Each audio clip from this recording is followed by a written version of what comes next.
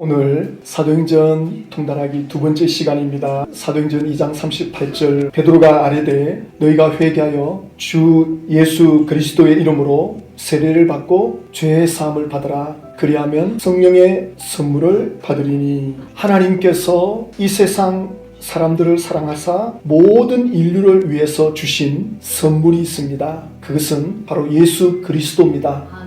그래서 그 선물은 조건이 없습니다. 믿고 받아들이면 하나님의 자녀가 돼요. 그리고 예수님을 믿고 받아들이면 또 주시는 선물이 있습니다. 그것이 바로 성령의 선물입니다. 성령의 선물은 눈에 보이질 않아요. 그러니까 눈에 보이면 실감이 날 텐데 이게 눈에 안 보이니까 이게 실감이 안 날 수 있어요. 그런데 한 번 더 생각해 보면 눈에 보이는 것은 잠깐입니다. 이 세상 눈에 보이는 것은 영원하지가 않습니다.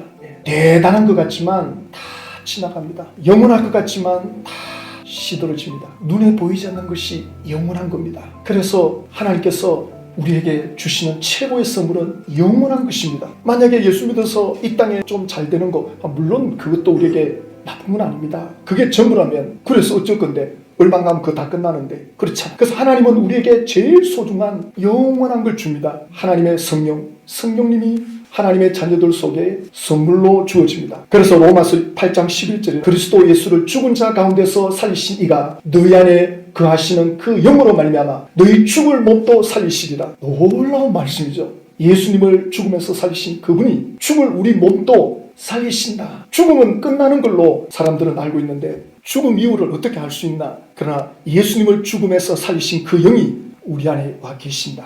그래서 우리 죽을 몸도 살리신다. 이게 실감이 안 나겠지만 이걸 믿음으로 받아들일 때 내 영이 여기에 대해서 충격을 받죠. 내 영이 소생케 됩니다. 그래서 이런 것들이 믿어지면 내 속 사람이 강건해집니다. 변화됩니다. 에베소서 2장 1절에는 하나님이 죽어있는 우리를 살리셨다. 어떻게 우리를 살리셨느냐? 예수 그리스도로 말미암아 예수님을 죽음에서 살리신 그 하나님이 그 예수님 때문에 우리도 살아나게 되는 거죠. 예수를 믿는다라고 할 때 바로 예수님의 그 죽음이 나의 죽음이 되고 예수님의 부활이 나의 부활이 되는 겁니다. 그래서 죽은 우리를 하나님이 살리셨다. 이것이 선물입니다. 엄청난 선물 아닙니까? 이것보다 더 큰 선물이 있습니까? 육신적인 것, 집을 샀다, 차를 샀다, 그건 기뻐요. 그러나 얼마 갑니까? 몇 년 갑니까? 또 영원히 붙잡고 있을 수가 없어요. 그런데 이 지금 하나님이 주시는 성령의 선물은 우리를 죽음에서 살리시고 우리 영과 더불어 영원토록 함께 주시는 성령님이십니다. 이걸 선물로 주신다. 그래서 영적인 눈이 열리면 열릴수록 이 영적인 가치가 깨달아지면 이거보다 더 귀한 것이 없죠. 야, 이건 정말 내가 예수를 믿은 것이 내 인생의 최고의 복이구나. 이런 것들을 고백하게 되죠. 그래서 어떤 부모 이런 고아들이 이렇게 모여 있는데 이 아이들에게 최고의 기쁨은 뭐겠습니까? 좋은 선물을 주는 것도 필요하고 먹는 것도 좋지만 그 아이들의 평생을 책임져 줄 떠난 부모가 찾아오는 거죠. 그런데 이 선생님의 손에 의해서 부모를 만났다. 최고의 선물이 되는 거죠. 예수님께서 이 땅에 오셔서 십자가에 죽으심으로 다 이루었다 말씀하셨거든요. 다 이루었다. 뭘 이루었느냐? 우리 입장에서 볼 때는 우리를 위해서 예수님이 다 이루셨는데 그러면 우리를 위해서 다 이루신 것이 뭐냐 할 때 바로 우리가 죄사함 받고 성령을 선물로 받는 겁니다. 성령님이 하나님의 자녀들 속에 들어오셔서 죽은 나의 영혼, 죽었던 나를 살리시는 겁니다. 그래서 내 영이 살면 죽을 몸도 이제 살리신다. 육체가 질병에서 치유돼가지고 건강을 회복하는 것도 놀라운 은혜죠. 그러나 언젠가는 죽어요. 그러나 성령이 우리 안에 들어오면 내 영이 살면 혼이 살아나고 죽을 몸이 영원히 산다. 그 성령님이 우리 안에 이제 들어온다. 귀신 들리면 악령에 사로잡히면 그건 표가 나죠. 야, 저 사람 완전히 귀신에 사로잡혔구나. 정신적인 문제가 아니죠. 병원에 가도 이건 해결이 안 되는 경우가 있습니다. 귀신에게 완전히 사로잡히면 표가 나요. 예수님이 귀신을 내쫓을 때 더러운 귀신아 이러잖아요. 그러니까 귀신에 사로잡히면 모든 게 깨끗하지가 않아요. 말이나 행동이. 그러면 성령에 사로잡히면 귀신에 사로잡힌 것과 180도 다른데 성령에 사로잡힌 것을 마치 귀신에게 사로잡힌 것처럼 우리는 경험되어질 수 있는 겁니다. 조용하게 느껴지는 사람도 있고 화끈하게 느껴지는 사람도 있고 사람마다 상황에 따라서 또 감정의 상태에 따라서 달라질 수는 있지만 성령님이 내 안에서 역사한다는 것을 경험되어진다는 것입니다. 이게 어떻게 경험되어지느냐? 그래서 제가 그림을 3가지를 두었는데요. 지금 우리 몸이 숨을 쉬지 않습니까? 지금 여기 공기가 있어요. 공기가 우리 눈에 안 보이지만 이 공기가 우리 폐 속으로 들어옵니다. 우리 속에 공기가 들어오는데 보이지는 않습니다. 그러나 느끼죠. 아, 숨이 내게 들어온다. 이 숨이 멈추면 끝나는 거죠. 그러니까 공기가 바깥에도 있고 내 속에도 들어오는 거죠. 그 다음에는 생각입니다. 정보입니다. 바깥에 정보가 많이 있어요. 많은 정보가 있는데 그것이 내 생각으로 들어옵니다. 그러니까 밖에 있는 것들이 내 안에 들어온다고요. 그러면 영적인 것, 하나님의 영은 영이기 때문에 안 계신 곳이 없습니다. 모든 곳에 계십니다. 근데 그 영이 또 내 안에 계십니다. 마태복음 22장 37절을 보면 어떤 율법사가 어느 계명이 큽니까? 이렇게 물었을 때 예수님이 마음을 다하고 뜻을 다하고 힘을 다하고 성품을 다하여 하나님을 사랑하라. 이 말씀을 첫째 되는 계명이다. 이렇게 말씀합니다. 우리 사람이 제일 어려운 것이 뭐냐면 제일 좋아하면서도 안 되는 게 사랑입니다. 사람을 사랑한다 쉽지가 않아요. 때로는 자식도 밀어낼 때도 있습니다. 자녀들도 때로는 부모도 품기 어려워합니다. 근데 하나님은 더더군다나 눈에 안 보이잖아요. 눈에 안 보이는 하나님을 사랑한다. 이거 어떻게 가능합니까? 인간의 이성으로는 하나님을 사랑할 수가 없습니다. 인간의 능력으로는 하나님을 사랑할 수가 없어요. 눈에 안 보인다고요. 그런데 이 일을 누가 도와주느냐? 성령님이 도와주십니다. 성령님이 하나님을 사랑하도록 우리의 눈을 열어주고 우리 마음을 열어주고 우리를 깨닫게 해주십니다. 이것이 우리 인생의 제일 중요한데 이걸 성령님이 도와주십니다. 그리고 두 번째는 이웃을 내 자신같이 내 몸같이 사랑하는 겁니다. 이것도 쉬운 일 아니에요. 자기 자신도 사랑하기가 쉽지가 않습니다. 그런데 이웃을 내 몸처럼 사랑한다? 왜 이게 중요하냐면 성경의 핵심이 이거거든요. 율법의 핵심이 이겁니다. 하나님께서 우리에게 원하는 것 이겁니다. 결국은 사랑입니다. 하나님이 우리를 심판할 때 심판의 기준이 뭐냐? 그 기준이 사랑입니다. 뭐 죄를 지었느냐 안 지었느냐, 뭐 얼마나 충성했느냐 안 했느냐, 그 중심에는 사랑이 있습니다. 사랑이 있으면 무엇이든지 할 수 있습니다. 초월적인 사랑, 조건 없는 아가페적인 사랑. 어떤 사람끼리 진정한 사랑으로 들어갈 때는 죽어도 좋다, 희생적인 사랑을 하잖아요. 그러니까 그런 경우가 있잖아요. 보기가 쉽진 않지만 어느 정도는 하잖아요. 한계는 있지만. 그런데 여기서 말씀하는 이 사랑은 초월적인 하나님의 사랑입니다. 이 사랑을 가지고 하나님이 심판합니다. 그래서 죽음 이후라는 책을 쓴 미국의 의사가 있습니다. 사람이 죽고 난 후에 사람들이 영적 세계, 죽음의 세계에 들어가는데 공통적인 경험을 사람들이 해요. 분명히 의사가 사망 선고를 내렸는데 하루 후에, 이틀 후에, 3일 후에 깨어난 사람들이 있죠. 공통점이 뭐냐? 자기가 죽었을 때 빛이 쫙 비춰오더랍니다. 예수를 안 믿는 사람이나 믿는 사람이나 이걸 다 경험한다는 거예요. 그리고 또 한 번 뭘 또 경험하느냐면 너는 사랑했느냐? 이 음성을 제일 많이 들었답니다. 그런데 우리 주님이 이 땅에 오셔가지고 심판할 때 마태복음 25장 그 기준은 전부 사랑입니다. 사랑 없이 어떻게 충성할 수 있으며, 사랑 없이 어떻게 희생할 수 있으며, 사랑 없이 어떻게 신랑을 기다릴 수가 있겠습니까? 전부 사랑입니다. 하나님 사랑, 이웃 사랑, 이것이 우리 신앙생활의 핵심이고 이것이 하나님이 우리를 심판하는 기준이 됩니다. 이 일을 성령님이 도와주십니다. 그리고 이걸 해야 우리 신앙생활이 복됩니다. 그렇잖아요. 하나님의 사랑을 느끼고 경험하고 또 사람을 사랑하고 사랑을 느끼고 이거 없이 세상적인 거 다 갖추면 뭐 하겠습니까? 그래서 가장 소중한 그리고 영원한 것, 이것을 위해서 성령님이 우리 안에 들어와서 도와주시는데, 그 성령님의 역사가 일어날 때 나타나는 결과, 성령의 열매라 그러죠. 성령님이 우리 안에서 역사하고 성령님과 함께 살아가게 될 때 우리가 변화됩니다. 성령님은 하나님의 자녀들을 변화시키기 위해서 들어온 겁니다. 하나님을 사랑하고 이웃을 내 몸과 같이 사랑한다. 최고의 변화죠. 사람이 경험하는 최고의 기적은 뭐냐? 기적은 사람이 변화되는 거죠. 이건 최고의 축복입니다. 사람이 변화됐다. 모든 걸 감당할 수 있습니다. 사람이 달라졌다. 모든 걸 이길 수 있습니다. 사람이 변화가 안 됐다. 천하를 얻어도 소용없습니다. 곧 무너집니다. 사람이 변화됐다. 시궁창에 떨어뜨려 놔도 더럽혀지지 않습니다. 그러니까 사람이 변화되는 것, 그러니까 성령님이 우리 안에 들어오셔서 우리를 변화시켜 가는 것, 이것이 하나님이 우리에게 주시는 특별한 선물입니다. 성령이 주시는 선물은 우리가 변화되는 겁니다. 이건 놀라운 은혜고 이 선물을 빼앗기시면 안 돼요.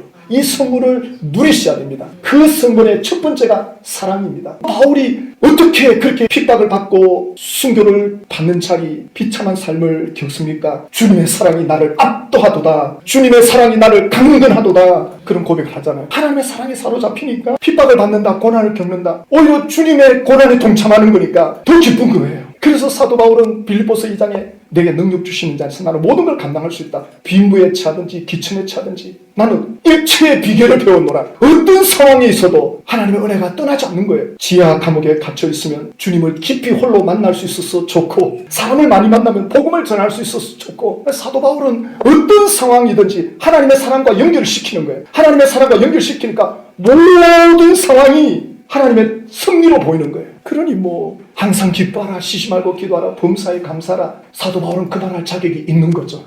그 힘은 사랑에서 나오는 거죠. 사랑과 그 다음 희락, 기쁨이거든요. 오늘날 이 세상 사람들도 역시 기쁨을 쫓아 살아갑니다. 이 기쁨은 다른 말로 행복이라 그러기도 하고, 근데 이 기쁨은 하늘로부터는 초월적인 기쁨이죠. 근데 이건 하나님께로 나와야 받을 수 있는 건데, 하나님께로 나오지 않는 사람들은 이 기쁨을 어떻게 추구합니까? 세상에서 이 기쁨을 추구하죠. 그래서 사람들이 이 기쁨을 얻기 위해서 하는 것이 재미있는 걸 쫓아갑니다. 재미가 있으면 기쁠 줄 알아요. 밤새도록 꼼짝도 안 하고 앉아가지고 도박을 하는데 재미가 있어요. 근데 밤새도록 도박하고 야 오늘 너무 기쁘다 이런 사람 봤습니까? 없어요. 청소년들이 게임을 한다. 밤새도록 게임을 해요. 왜 하느냐? 재밌거든요.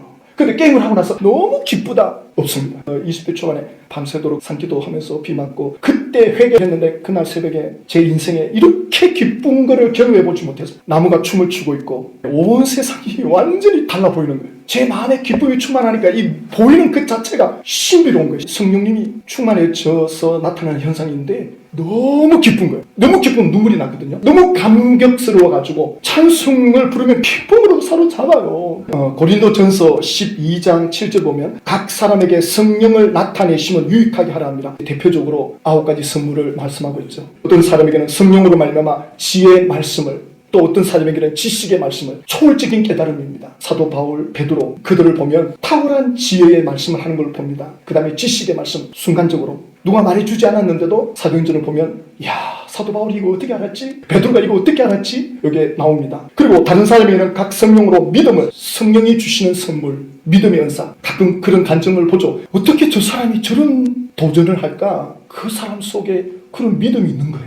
또 어떤 사람에게는 한 성령으로 병 고치는 은사를, 성령께서 필요에 따라 역사하십니다. 베드로도 40년 동안 걷지 못한 사람을 일으키죠. 그렇다고 해서 예루살렘 지역에 다 병자 고칩니까? 그건 아니죠. 모든 사람이 원하지만 성령님이 필요하다고 볼 때, 또 어떤 계기가 있을 때 성령님은 은사를 풀어주십니다. 그때 성령님이 나타나 역사하는 걸 사람들이 보게 되죠. 그리고 어떤 사람에게는 능력 행함을, 초월적인 능력이 나타납니다. 또 어떤 사람에게는 예언함을, 하나님께서 주시는 말씀을 한다든가 남들이 보지 못하는 걸 보는 거예요. 어떤 사람에게는 영분별함을, 마귀에게 속했느냐 하나님께 속했느냐 직관적으로 알아요. 또 다른 사람에게는 각종 방언 말함을, 그러니까 은사 중에 이 방언은 마가복음에도 예수 믿는 자에게 은사가 나타날 것이고, 또 사도행전 8장에 빌립 집사가 사마리아 성에 들어갔을 때 예수 믿는 사람들이 나왔을 때 베드로가 와서 기도할 때 성령 받을 때 방언이 나오고, 그러니까 이 방언은 기도의 영이에요. 그러니까 이 은사 중에 보편적으로 많은 이들에게 나타나는 게 방언의 은사입니다. 하나님은 우리의 기도를 딱 들을 때 너 발음 너무 좋다, 말 너무 잘한다, 응답해 줄게 이러지 않잖아요. 하나님은 우리 중심을 보거든요. 그 생각을 딱 보고 있는 거예요. 여기서 이미 기도가 다 나오는 거잖아요. 방언으로 기도해보면 왜 이 방언 기도를 허락했는지, 고린도전서 14장에 가면 방언은 사람이 알아들을 수 있는 말이 아니다, 하나님만이 알아들을 수 있는 말이다. 이 언어가 이렇게 흐트러져 나오는 건 그냥 혀가 이렇게 깨져서 나오는 거예요. 그건 중요하지 않고 그 영이 하나님께 기도하는 겁니다. 성령의 선물이죠. 그래야 기도를 오래 할 수 있어요. 안 그러면 한국만 이게 한계가 있습니다. 그래서 이 모든 일은 같은 한 성령이 행하사 그의 뜻대로 각 사람에게 나눠주는 것이다. 성령님이 각 사람에게 나눠주는데 베드로에게 이런 은사가 다 나타나거든요. 사도 바울에게 이 은사가 다 나타납니다. 그래서 예수를 믿어라, 성령을 선물로 준다. 예수 믿을 때 주어지는 성령의 선물, 그리고 성령님과 함께 기도하고 성령님을 따라갈 때 성령님이 또 주시는 선물, 이런 선물은 세상이 주는 선물하고 달라요. 영원한 선물이고 영적인 선물이고 하늘로부터 오는 선물이기 때문에 파워가 있습니다. 힘이 있습니다. 죄를 이기는 능력이 있고 시험을 이기는 능력이 있고 세상을 이기는 능력이 있습니다. 그래서 사도행전 2장 39절에 이 약속은 너희뿐만 아니라 너희 자녀들, 그리고 먼 데 있는 사람, 또 주 우리 하나님이 얼마든지 부르시는 모든 자, 하나님이 부르는 모든 자녀들은 이 성령의 선물을 받는다. 그래서 그날 베드로의 이 설교를 듣고 우리도 예수 믿겠습니다. 그래가지고 죄사함 받은 사람이 이날의 신도의 수가 3,000이나 더하더라. 그래가지고 그 사람들이 뭐 하느냐, 모여가지고 사도들의 가르침을 받는다. 성령께서 이 사람들을 이끌어왔죠. 예수 믿게 되었죠. 그리고 성령님이 이 사람들에게 제일 먼저 하는 게 말씀을 듣게 합니다. 말씀을 깨닫게 합니다. 하나님을 알아가게 만듭니다. 그래서 사도의 가르침에 집중하고 그 다음에 서로 교제하며 떡을 떼며 코이노니아라 그러죠. 서로 식사하면서 이 떡을 떼는 것을 성찬으로 해석하기도 하고 식사하는 걸로도 해석해요. 같은 개념으로 식사하면서 서로 위로하고 격려하는 그러니까 성도들의 이 교제, 여기서 사람들은 굉장히 위로를 받습니다. 힘을 얻습니다. 예배 후에 함께 교제하고 서로 대화하는 것, 여기서도 성령의 충만함을 경험할 수 있습니다. 그리고 오로지 기도에 힘쓰니라. 이 세 가지를 성령님이 하시는데 사도들로 인하여 기사와 이적이 나타나는데 하나님의 손길이 나타나니까 하나님에 대한 두려움, 경외심이 생기는 거예요. 야, 하나님이 지금 우리 가운데 계시는구나. 하나님이 지금 살아 역사하고 계시는구나. 그러자 사람들이 마음이 부들부들해지면서 욕심이 없어지는 거예요. 없는 사람 보면 자기 있는 거 서로 나누어주고 베풀어주고 물건을 통용하고 이렇게 돼요. 그래서 날마다 마음을 같이하여 성전에 일단 모입니다. 3-4천 명, 어떤 날은 5천 명이 몰려와요. 예수 믿겠다고. 예루살렘 교회가. 어디서 모이겠어요? 1차적으로는 그 넓은 성전에 모입니다. 성전에 모이면 흩어져 모여. 이제 각 가정마다 10명씩, 20명씩, 30명씩 뭐 다랑방, 사랑방처럼 막 흩어져가지고 거기서 식사하면서 보세요. 같이 떡을 떼며 기쁨과 순전한 마음으로 음식을 먹고 같이 먹어요.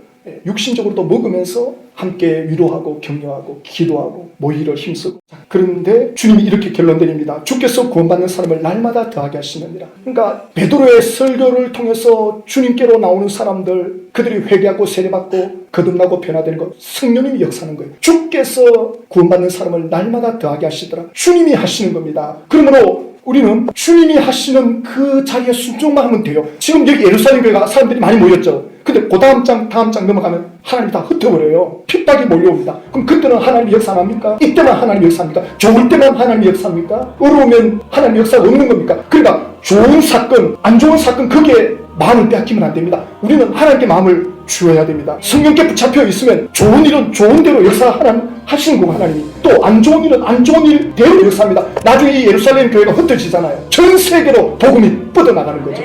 그러니까 중요한 건 이게 좋으냐 이런 걸로 내 마음을 빼앗기면 안 됩니다. 만약에 우리 가족이 신천지에 연루되어 있다, 그게 중요하지 않습니다. 그 중에 내가 예수님께 붙잡혀 있어야 됩니다.